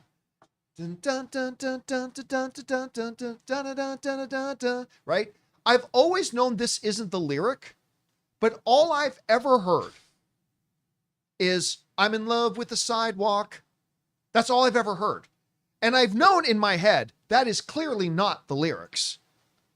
Weeknd is not singing, I'm in love with the sidewalk. I'm definitely sure he's I'm not. trapped in a closet. I'm definitely 100% sure he is not saying. I think the name of the song is Starboy. I think that's the name of it. That's not it. And I've known that's not the lyric, but that's all I've ever heard. I'm in love with the sidewalk. Not I'm a star boy. All I hear is I'm in love with the sidewalk. Anyway. All right. What's next? We got Humble Thief, who says, despite Megan 2.0 being a financial flop, the general audience rating scores are currently at or above the first movie, let alone the current critic score of Megan 2.0. Rotten Tomatoes is a good example. Movie critics don't always reflect reality. Yes, they do. 100% they do. This is why I talk about this all the time. I say this as a fan of the first Megan. The second one sucks. It sucks. Most of the people who've written into our show who went to go see it say it sucks. The thing about, this is why I say you can't really pay attention that much. But the thing about Megan is, with 2.0, as with any movie, and I always say this, I only get particularly interested in audience scores when it drops below 60 or it's above 90. Now, the reason I only really get that interested in the audience scores when it drops below 60 or rises above 90 is because, unlike film critics, which film critics go to see each movie, not just the movies that appeal to them, not just the movies they're excited about, they go to see all of them and therefore have a very flat baseline onto which they can give their opinion about a movie. But for fans, we generally only go to the movies that we are already predisposed to being interested in. We only go to the movies that we are predisposed to enjoying or have a high chance that we'll like it. So when it drops below 60, I think that says a lot. If it goes above 90, I think that says a lot. But whenever it floats in between 60 and 90, I don't really pay that much attention to it. Look, all I can say is that the vast majority of people of our viewers who've written in have not liked it. I'm a fan of the first Megan movie, and the second one is a complete piece of garbage. But no, it's never, and it's funny, when you want to like a movie, and the critics like it, you'll give more importance to the critic score. If you want to like a movie, but the audience liked it more, then you'll give more. Like, that's just our natural human bias. But yeah, make no mistake about it. The critics are not out of touch with Megan 2.0. It's a terrible movie. Again, but all film is subjective. And if you liked it, that's great. But just because you liked it, that doesn't mean you're the standard of what is good and not, and everybody else is just in some fairy tale land, right? It's all subjective to all of us. But yeah, I happen to agree with the majority of the critics on this one. The Megan 2.0 is terrible, in my opinion. All right, what's next? 23 guy caught that Street Race Max streamed live on Sunday. That was a thrill. Good to see the Jordan branded car do well with the jump man on the hood. And seeing a Kiwi win on 4th of July weekend is kind of funny. Watching cars racing downtown is crazy. I don't watch any F1. I don't know which one. I'm assuming you're talking F1. I don't watch any of it, so I can't comment. Yeah, I don't know which one they streamed. I know the Long Beach Grand Prix is pretty cool, but I don't know which one he's talking about. All right. By the way, let's jump back over and get some more. The more reviews have come in. They're all positive too. What we're watching, I like them. Right. A good film elevated. This is, again, Superman reviews. A good film elevated by its release timing. Superman can feel antiquated, but living in our darkest timeline has re-illuminated the need for hopeful heroes. Gunn brings his signature humor and tries to balance it oft unevenly, with earnestness. The guys over at Discussing Film like it. They say, despite an overly complicated story and action scenes that fizzle down to loud noises and rubbery action, Superman is salvaged by its main leading trio and James Gunn's fundamental understanding of the character. Nerd Reactor liked it, saying anything you can expect from a James Gunn superhero film, you can expect here in Superman. AV Club liked it, saying Superman delivers a simple, potent message. You don't need X-ray vision to see people as people. Oh, I like that. You don't need X-ray vision to see people as people. But you can see them naked. You can see them naked. My old website, the movie blog that I created, wrote, Superman is a crowd-pleasing triumph full of heart, style, and heroism. While a few tonal missteps hold it back from perfection, the film more than makes up for them with unforgettable moments, heartfelt themes, and sky-high ambition. And we check in on the score right now. It's gone up to 88. Yeah, with 96. So it's reviews. moving away from my 82 prediction. It's drifting. But, I'm you still know, going to stick with it's going to come down you know, to 82 by the end of the day. there's probably a good amount of British reviewers still holding out. So. Still waiting to drop their negative Yeah. British attitudes on this thing. All right, let's get back to the questions. What's next? All right. We got Superman, who says, spoiler definition description of an important plot development in a movie, which is previously known, may reduce surprise or suspense for a first-time viewer or reader. People have their own definitions, but why, if this is the literal meaning, chill, people. Again, I think, because again, I've said this ever since the movie blog days. The most difficult thing about spoilers is that nobody has the same definition. Everybody defines spoiler as something different. There's a much different level of threshold. Because, like, seriously, if you want to be really sensitive, what's a trailer that just came out recently? The one with Taron Egerton. I think it's called She Rides Shotgun. I think it's the name of the movie. Right, He's yeah. got a new movie coming out. It actually looks really good, called She Rides Shotgun. Real trailer. Go check it out. It's a good trailer. But it's like, well, I didn't want to know he has a daughter. That's a spoiler. You may think that sounds ridiculous, but I've talked to people before that their threshold of what's a spoiler is literally that low. Listen, I did not want to know that Liam Neeson had a certain set of skills. Yeah, I mean, So- isn't that kind of thing? Like, now we know that his daughter gets kidnapped. I wanted that to be a surprise in the movie, and that he actually goes after them. I wanted that to be a surprise in the movie. Like, some people's threshold for spoilers, and I'm not crap talking on anybody, I'm just saying some people's threshold for what is a spoiler is really low. Then you get some people that their threshold is ridiculously high. Like for me, my personal definition of a spoiler is a piece of information that, if you know it in advance, fundamentally changes the way you see the whole movie. So again, going back to a 20-plus-year-old movie, Sixth Sense. If you go into Sixth Sense knowing that Bruce Willis is dead the whole time, that changes your entire viewing of the movie. That changes your whole fundamental understanding and your whole fundamental first viewing of the movie. Right. A thing like so-and-so pops up for 2 seconds in it, to me, that doesn't cross the line, the threshold. But again, I'm not saying mine is right. Everybody's is different, and that's what makes spoilers so difficult for movie fandom. All right, what's next? We got Jeff Bridges, not the real Jeff Bridges. Well, the real Jeff Bridges, but not that Jeff Bridges. I just realized that it's been a little over 10 years since the famous AMC Seventh Son and Jupiter Ascending double feature. Woo! That would have been a nice time for 50% off. Would you ever do that double feature again? I remember the show talking about it was hilarious. That was in the fortunately, that's back when I had my AMC Gold card and we could go in. Yeah, it was me, Schnepp, Dennis, and I think Ray. Might have been. That was one of the worst movie going days of my life. Seriously, it was back-to-back shit stains. Going from Seventh Son to Jupiter Ascending. It is like, I have seen worse movies than those two movies. I have never seen worse movies back-to-back. Like, if those are the first two movies I ever went to go see, I probably never would see another movie again for the rest of my life. I'd say I tried this movie going thing and it sucks. This will just be about music. Those are two horrible movies. And yeah, not one I would ever repeat again. Now, again, another review's come in, just going back over, checking in on the Superman reviews again. It's gone from 86 the last time we checked in on it, and it's gone up to 88. So it's heading upwards. Again, I'm still predicting 82.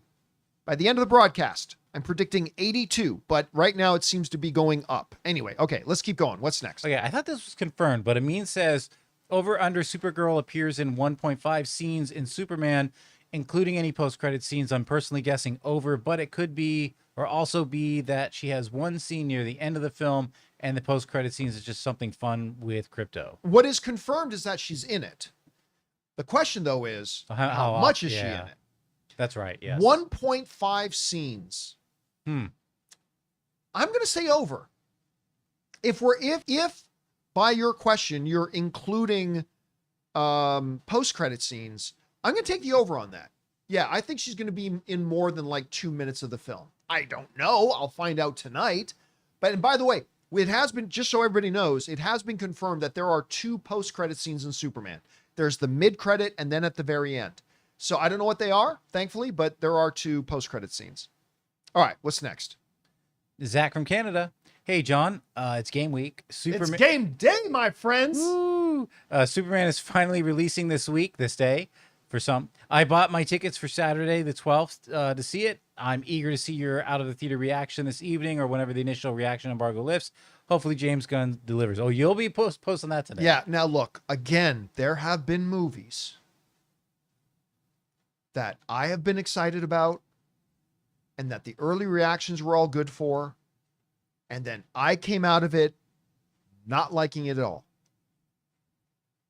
I don't expect that that's going to happen tonight. I love everything I'm hearing. But there is a possibility that you may see a really cranky John Campea tonight. You may see a devastating, because if this movie's not good, again, I don't need this to be as good as Man of Steel. I just want it to be good, right? If it's good, I'm going to be really happy. As I go to movies to have a good time. And if this movie can deliver, I'm going to be super happy. But because my excitement is so high, because it is my most anticipated film of the year, because of how much is riding on this film, and because of how excited I am, if this movie does not deliver for me, I'm going to be real cranky. I'm going to be like, you're going to see tears. You're going to hear some expletives. I'm going to be really damn cranky if this movie does not deliver for me. I'm telling you right now. Anyway. All right, what's next? Try Guy says, what's more likely, Quentin Tarantino directing a live-action Despicable Me? You hang on that one a lot, Bri. Or a Disney live-action remake of Tarzan? I'm going Tarzan. Well, I mean, first of all, the Tarzan thing is kind of a stretch because Tarzan was live-action long before it was an animated thing, right? You know what movie Tarzan is an animated remake of live-action, sure, not the other way around. You know what movie, like, I grew up in some weird movies, but it's like whatever my parents had on VHS. I used to watch all the time in the 80s was Greystoke, The Legend of Tarzan. Oh, that was with Lambert. the guy from Highlander, with Christopher Lambert. Yep. I used to watch it over and over. You know what? That is a really different take on the Legend of Tarzan. Yep. Legend of Greystoke, I actually really like that movie. Yeah. I totally, when I think of Christopher Lambert, I always only ever think of him in 3 things. Highlander, Mortal Kombat as the weirdest casting ever as Lord Raiden, and The Sicilian, which is a wildly underappreciated little movie. I like The Sicilian. I always forget about The Legend of Greystoke. Yeah, I watched it. I always forget about that one. That's a good movie. I like that one. Okay, let's keep going here. What is next? Gavin, hey, John, glad to see your back is better. I was dealing with sciatica myself a couple of weeks ago. Will never take my back for granted. Oh, man, don't, because I went through that too. Just wanted to report F1 and 40X is fantastic. JW7 is awful. As soon as Final Destination Snickers happens, I was out. Oh, yeah. I mean, that was, again, there's a moment involving a Snickers wrapper in Jurassic World that is just, come on, seriously. Yeah, so my back is not better. I mean, it's better, but it's not recovered. You're seeing me sitting still. Once you see, you're not going to see me, but if you were going to still be around to see me getting out of my chair, it's going to be a slow move, man. But a couple of days ago, I wasn't able to get up and down. And I wasn't able to walk around without it being very short little steps. I'm at least to the point now that I can get up and down. And after I'm walking for about 10 seconds, I'm able to walk normally. Like my first few steps are still kind of ginger, but then I'm able to walk normally. So I'm going to be able to go to the movie tonight, but yeah. All right. What's next? Okay, this is interesting. Anonymous says, hey, John, I don't think you covered it on the show, but AMC is also getting 40Xs soon. Really? I did not know that. They're planning on opening around 50 40Xs. And I don't know what STs are, but 50 STs. With this first screen opening, I believe, towards the end of this year. Man, it is on. If they had one in Burbank, it's on. I had no idea that. I thought 4DX was proprietary. It might be their own version that they can, you know what I mean? That's not. Or like IMAX is not owned by any movie theater chain. Right. IMAX is IMAX, Right. and they can put IMAXs in a Regal. They can So put IMAXs. I wonder if maybe it's a 4DX. lease? I simply don't know. Maybe 4DX is the same thing. Yeah. Maybe it's its own independent thing, and it can license to being in a Regal or being in a Cinemark or being in an AMC. That's really interesting to hear. By the way, let's jump back over to reviews. Some more reviews have dropped. Grace Randolph writes, she liked it. She likes Superman. All right. She says very loyal to the comics, which might work, which might or might not work for everyone, but fans will be thrilled.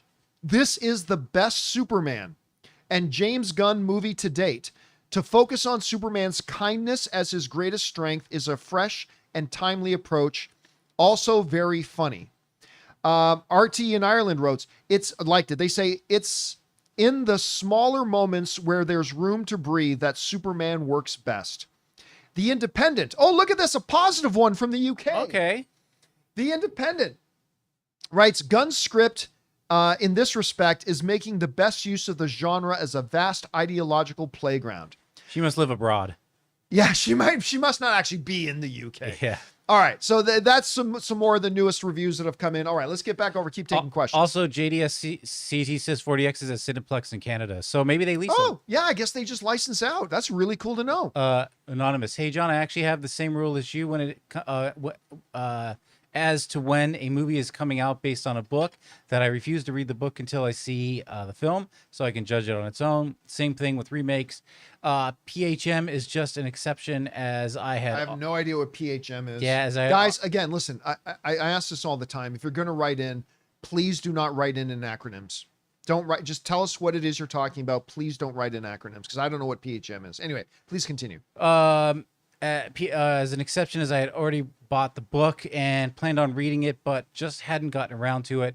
So I'm doing it on in reverse and not allowing myself to see anything from the film until I finish it. So far, 150 pages in, and hooked. I am like you. By the way, some people in the live chat wrote in, it's probably Project Hail Mary. Yeah, okay, that makes sense. But again, guys, please don't write in acronyms. I am actually with you on that. I have this rule that if a movie's coming out based on a book, I do not read the book first, because I want to be able to judge the movie on its own merits. I don't want it to be cluttered with the impressions I already have from the book. But because Rob and others rave so much about it, I used one of my credits on what's it called? The Amazon service where you can download audiobooks. Oh, I'm forgetting the name of it. Audible? No. Audible. Thank you. Yeah. I have a bunch of Audible credits. So I use one of my Audible credits to download the audiobook. And, Ann and I go for a half-hour walk every night. And I'm going to start listening to it on our evening walks. And hopefully, yeah, now I normally never do that, but everybody's just telling me I got to get on this one. So there we go. All right, what's next? I love audiobooks because you get all that background like noise and stuff like that, like the sound effects and all that. So it's a cool environment. Yeah. Anonymous, completely agree with your sentiments on India having the biggest movie-going culture in the world. It's insane. I help lead programming decisions on Indian films in the U.S. for a major chain. I definitely recommend checking out one out sometime. They're fun. I know AMC runs a lot. Oh, no, I know. Remember back when I was running the stuff for AMC, we actually contemplated creating, because we had Movie Talk, right? Which was our main show. That was our version of the John Campea Show. We had Movie Talk. We came very close to launching an Indian version of Movie Talk to solely focus on Indian film and Bollywood. And it was going to be a huge undertaking. I mean, because we were going to have to hire all new staff to run that side of it and all that kind of stuff. Because at the time, AMC was really getting into alternate programming, including showing a lot of Bollywood films. And we came really close. But yeah, man, listen, it's just a huge, that is a country of movie fanatics, man. And again, I'm always shocked all the time about just how much of our audience actually comes and watches from India. It's really amazing. All right, what's next? Anonymous says, hey, John, what if James Gunn goes for the Wally West version of Flash instead? It could give the Barry Allen character a break after Ezra's controversy. Gunn may be leaning toward the Justice League cartoon lineup, as Superman, Jon Stewart, and Hawkgirl are all younger. No, it should be Barry Allen. And here's the thing. I understand what you're saying about, hey, maybe give them a bit of a break after the Ezra Miller, but the average movie-going audience isn't going to separate it from Ezra Miller just because you call this. They're going to, you know what they're going to know it? They're going to know it as Flash. They're not going to know if it's Barry Allen or Wally West or any of the rest of them. They're just going to know Flash. So if your main idea is to separate it from the Ezra Miller controversy, it ain't going to do that because it's still Ezra was Flash and this will still be Flash. It doesn't matter if you say it's the Wally West Flash, the Barry Allen Flash. Now, listen, Barry Allen is the quintessential Flash. I say you go with the Barry Allen one. All right, what's next? We got, hey, John and crew, hope all is well. I saw Star Wars ROTS in 40X and was blown away. Thought they should do more re-releases like that. That's Revenge of the Sith. Well, now Jaws is getting a 40X screening, and I can't wait. Is there, man, you might get seasick. Is there any other old films you'd like to see get 40X? Older films. Interesting. Wrath of Khan, maybe? Not really.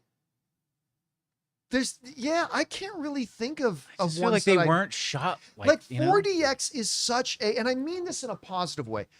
40X is such a unique kind of movie watching experience. Again, I've only ever seen one movie in 40X, and it was a great time. It was Twisters, right?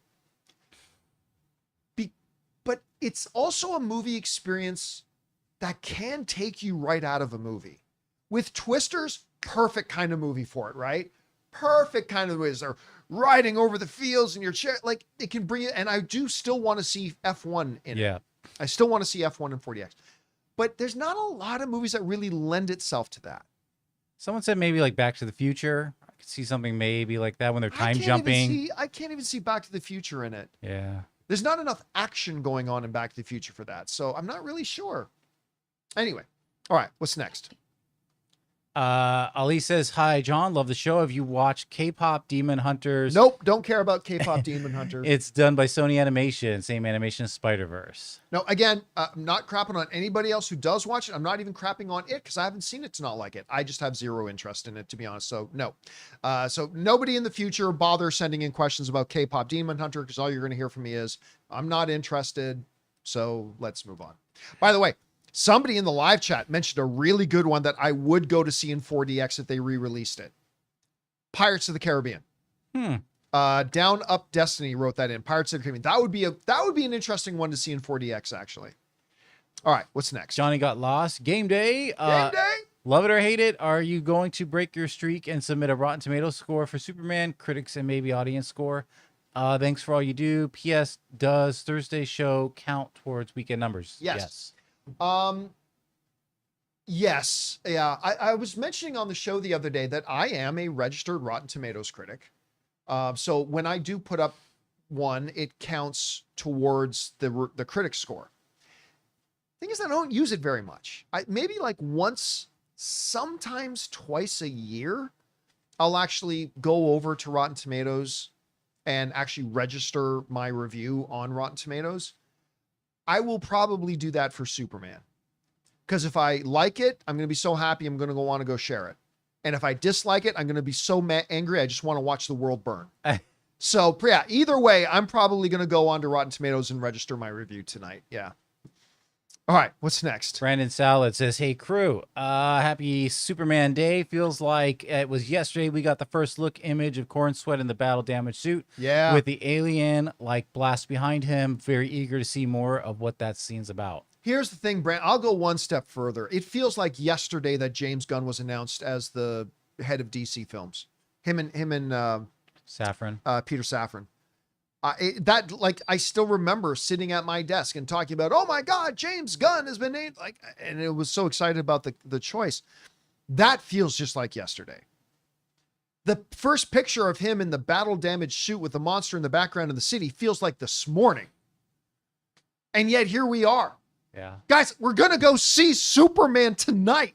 The only thing that makes me feel like it was a while ago is because we were in the other studio. Yeah. We're in a different Yep. environment, so it feels different. If we were still in if we were here the whole time, I'd be like, dude, that was like yesterday. Yep. All right. What's next? Corey says, first time commenter. Thank you, Corey. Last night I saw the screen unseen. It was Oh Hi. Not sure if it is one you're interested in, but it was hilarious. Entire room was laughing throughout. Molly Gordon was fantastic. I hope you see it. Would love Wait to a see your second. take. Which one? It's funny because I remember saying to Anne that, oh my gosh, there's a screen unseen tonight, and I never bothered to go and check to see what it is. I'm not familiar with Oh Hi. Nor am I, but I love that audiences were all laughing, you know? Okay, that's the actress from The Bear, I believe. The girlfriend that he breaks Right, up like with. Claire Bear? Yeah. I'm looking at the trailer. Oh, it looks like a Gerald's game. A little I'm looking bit. at the trailer. It feels like I'm looking at the trailer right now, and it feels a little bit like We're at Gerald's the same game. spot. Yeah, we're probably at the exact same spot. What goes? Oh, it's a romantic getaway, and then I'm assuming something goes wrong. It says in the synopsis, Iris and Isaac's first romantic weekend getaway goes awry in a most unexpected way.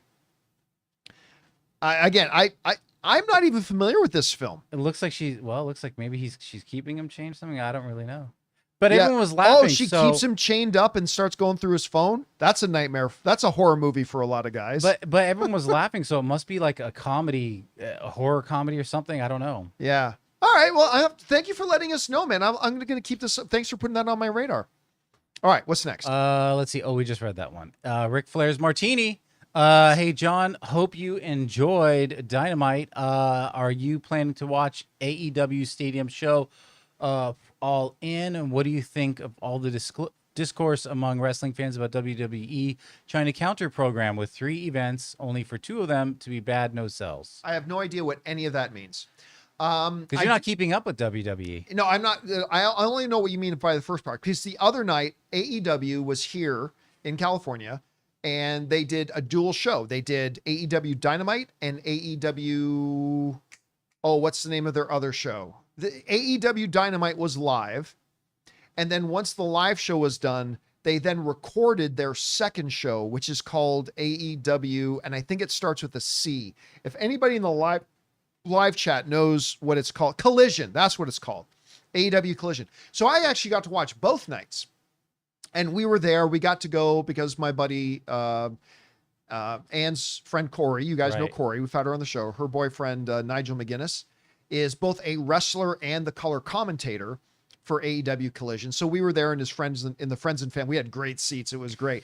We had a good time. It was really fun. I have no idea what you meant by any of that other stuff, though. I don't know what any of that rest, but I had a good time. It's the first live show I've been to since WrestleMania 2 years ago. So that was pretty cool. All right. What's next? We got Blake. Oh, no, sorry, Alex. Sent this at the end of the reaction watch. Superman is my most anticipated movie. Before Guardians 3, I had little doubt it would be great, and no doubt after. I predict it'll be spectacular, being a great challenge for Gunn to conquer, a cherished project. Yeah, it's going to be, again, and by the way, just a quick update here. It has now crossed the 100 reviews mark. Oh, And it's still holding at 86. that's pretty solid. So we've got about 5 minutes for it to drop 4% for me to be right about my 82% prediction. Anyway, all right, let's get back over to it. What's the next Sure, question? we got the next one would be Blake. This is an anecdote, so take it for what it's worth. But my kids literally haven't asked to see a comic film since Spider-Man No Way Home. They're begging to see Superman. If reviews are good, it's going to make a lot of money because a lot of kids are going to see it. This is why you must do marketing. Listen, we've talked a lot over the past couple of months about, like, if they're saying the bottom end of the opening weekend box office is going to be $130 million, and they're saying that's the bottom end, which shocks me. I mean, if you would ask me 6 months ago, 8 months ago, I would have said it would be much lower than that. This is a testament to an absolutely robust and top-notch marketing campaign. Everything from brand integrations to viral kind of stuff, like in Paris at the Eiffel Tower, and putting a floating Superman over these iconic buildings in different countries, them taking this thing on a global worldwide tour, their social media engagement, dynamite trailers. Like the very fact that they're saying that the bottom is going to be like 130, which is, if this thing makes 130 million the opening weekend, that's amazing. Is really a big, huge testament to the marketing campaign of this film. They've done just a great job. By the way, again, a crop of new reviews have popped in, and these ones are all positive. So we got Inverse writes, visually bombastic, talking about Superman again, for those of you joining us late. Visually bombastic and narratively indulgent to the point of near overstimulation. From the first frame of the wildly colorful and tooth-achingly earnest comic book epic, it's clear Gunn's love for Superman is so abundant that it threatens to overflow. The Jam Report liked it, saying, hopeful without being corny, modern without feeling desperate, and expansive without being incoherent. It's a genuinely rousing return to form, and one that starts this new era of DC Studios in style. Zach Pope reviews writes, the defining film that we all need right now, a beautiful, poetic, and punk rock film that shapes not only the DCU, but the future of what comic book films should be. Comic Book Resources writes, Superman redefines the superhero genre for DC and gives them a stunning start to a new era of blockbuster films.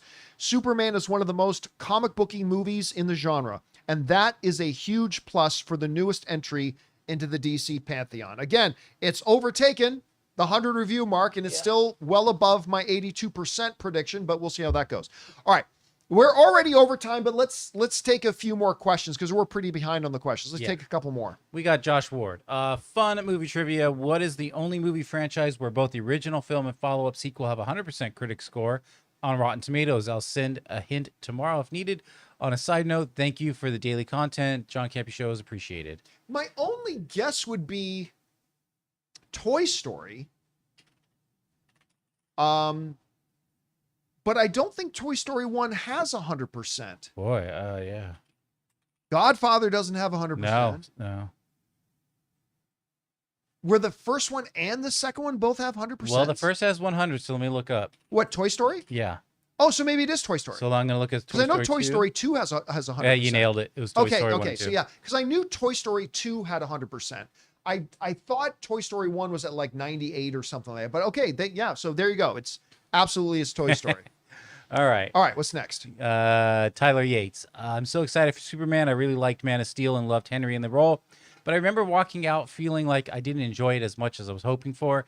And I felt bad about it. Smallville is one of my favorite shows. And my favorite shows. Oh, and coming off of that, I'm not sure if that impacted it. From what I've seen and heard, this Superman seems like it'll be what I had hoped Man of Steel was going to be, which I did like. Excited to hear your thoughts. Yeah, listen, you guys know I am a rabid fan of Man of Steel. I love that movie. Henry's my boy. That's why I got him here in the studio. I absolutely love that movie. But I am also excited about a completely different kind of Superman, right? See, that's the thing about Superman is Superman has had many different iterations in the comics alone. Like in the comics, he's been very different from writer to writer, era to era. There are certain core things that always stay the same, but he's been different. He's had different temperaments. He's had different kind of like mild different changes to his personality. Again, some core elements, yes. And so I'm somebody who gets excited about the idea of different on-screen iterations. I loved the more introspective, soul-searching Superman that we got with Henry Cavill in Man of Steel. But I'm also extremely excited to see the more colorful, hopeful kind of Superman that we're going to get with David Cornsweet. To me, it's not an either or. It's a both and. Love them both. At least hopefully love them both. We'll find out a little bit later. Yeah. All right, what's next? Anonymous, this is a step in the right direction. However, people saying DC is back, I feel that DC needs to string 2 to 5 movies before I actually say that DC is back. So here's hoping Supergirl Clayface can continue the winning streak. if Superman is good. I mean, I am with you. I am not going to proclaim that Sure. DC's back. By the way, was DC ever here? No. Considering that despite my love of Man of Steel, a lot of people didn't love The Man follow of Steel. was Batman versus Superman, and a lot of people did not like. I really like Batman versus Superman. I mean, you got to go back to Christopher Nolan's the Batman films, but that was really more of a pocket isolated thing. I don't know if we can say I don't know that DC's ever been here. What was crazy about the DCEU is we never actually got a standalone Batman movie. I know, right? Think about that. That's weird. Think about that. And we had a lot of movies in the DCU, but DCEU, I should say, but never a standalone Batman movie. You're right. All right, what's next? JJ, what's up, John? Can't wait to see Superman today. Do you think we can we get some sort of version of the phone booth change, or is that outdated and can't work? People You know, it's funny. Last night somebody wrote in and said, "Man, I hope we get him changing in a phone booth." And I said, "I don't think they should do that because that is so foreign today." You know what made me feel old? I have an example of this too. Go ahead. Okay, here's the thing, and it's connected thing. This made me feel old. There was this YouTube video where they asked a couple of adults, like over 35, 40, say, "Hey, what kind of hand gesture do you use to symbol that you're on the phone?" And like people over 35, Sure, 40 yeah. did this, right? Then they asked like a couple of teenagers.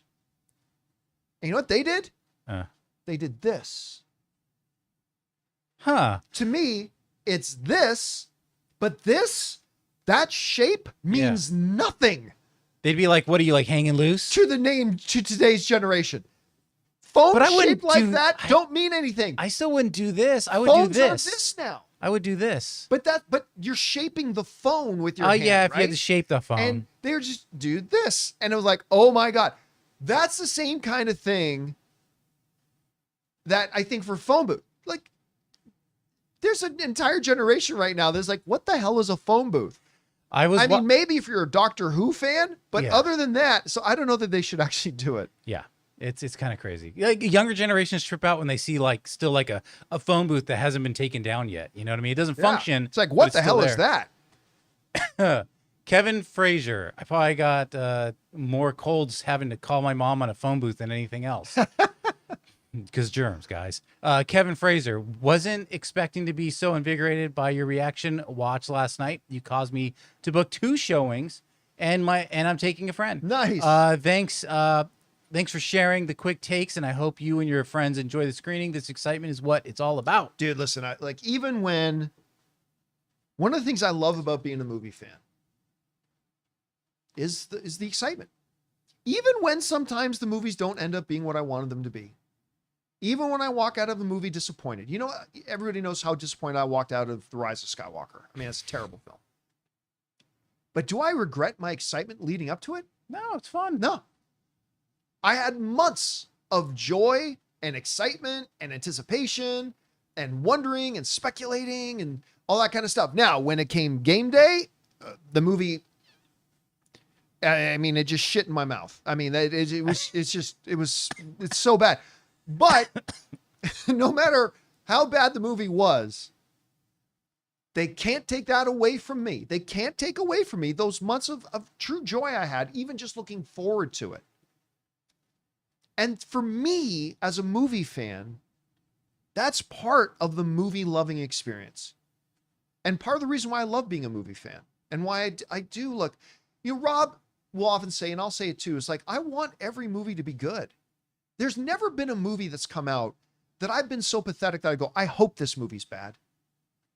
I mean, I wouldn't mind a movie failing if it's a terrible movie, but before it comes out, I hope the movie's good.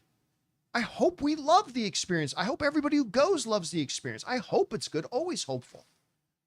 And even when the movies end up not being so great, I still got something out of it because I would have days, weeks, or sometimes months, oh hell, sometimes years of the joy of looking forward to it, And even if, and I'm not expecting I will, but even if I walk out of this movie theater tonight disappointed and angry and grumpy,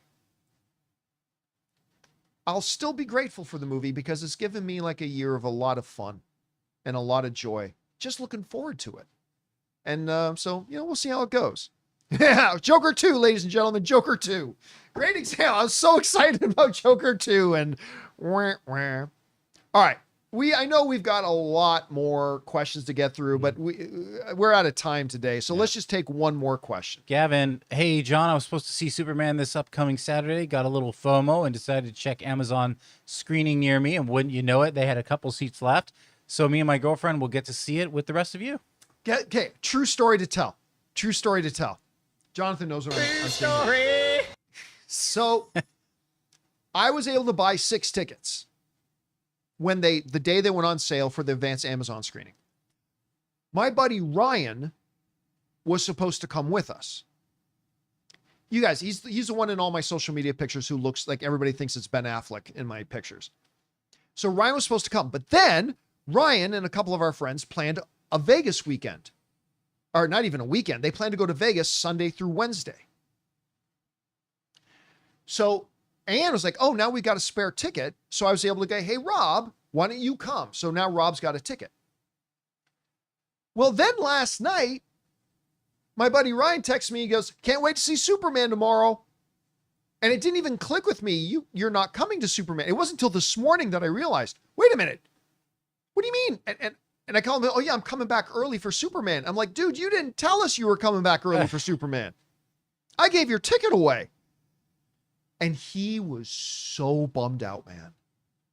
This is this morning. He was so bummed out. Oh man, he had to pull over in Baker and he's cry. literally got in the car to drive back from Vegas early to come see Superman. I'm telling him, I already gave your ticket away, man. I didn't think you were coming back till Wednesday. I'm glad he called though. Yeah, because you told us you were coming back to Wednesday.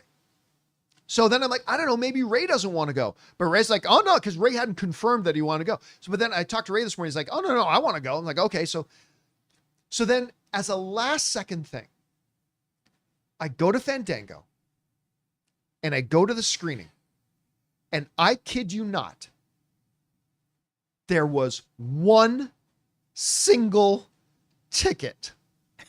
There was one single ticket left. So I jumped on it. I bought it. I called Ryan, who was on the road, probably still on the road driving back from Vegas, said, I got you you're not going to sit with us. We were sitting relatively close to us. There was and it wasn't even the front row. It like Jonathan it was probably somebody who canceled their ticket. It's just some rare thing. There was literally one seat behind us. And so we were able to get the one last ticket. So I said, you got your ticket for tonight. So yeah, we're all good and set to go. All right. Now, before we go over and take a look, again, my Rotten Tomatoes prediction for the score of Superman by the end of today's broadcast was 82%. And I was wrong. It's 86. Came in 4 points higher than I predicted. Most of the reviews are now in. There's over 100 that have come in. So there'll be more as the public screenings start happening, because I'm sure a lot of the film critics didn't get out to see early press screening. Yeah, exactly. So we're going to see more of those, but it's been hanging on 102 for a while now, and it's come in higher than I thought it would be by the end of the day. It is at 86%, a big win for Superman at this point. Again, no movie's going to be for everybody, but tonight, guys, is my out of theater reaction. I've not been this excited about doing an out of theater reaction since Deadpool and Wolverine. And so we'll see. And you know, it's funny. You know what? Here's the thing, Jonathan. Tomorrow, we are going to be in a post Superman world.